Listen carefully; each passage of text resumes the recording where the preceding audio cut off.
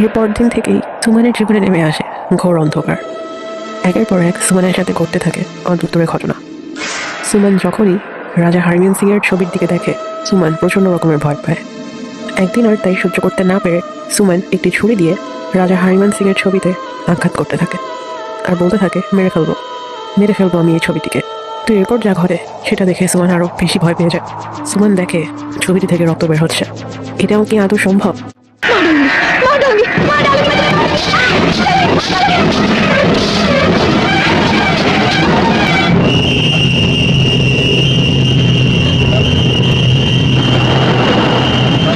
এরপরে সুমন ভয় পেয়ে সিঁড়ি থেকে নিচে পড়ে যায়। শব্দ পেয়ে সঞ্জয় ছুটে আসে সুমনের কাছে। এরপরে সঞ্জয় সুমনকে উঠিয়ে নিয়ে রুমে যায়। কিন্তু আনন্দের এটা সন্দেহ হয়, তাই সে ছবিটির কাছে যায় এবং সেটিকে ফেলে দেয়। তখনই সে পিছনে এক গুপ্ত জায়গা দেখে। এরপরই সোজা আনন্দ সেটা গিয়ে সঞ্জয়কে বলে দেয়।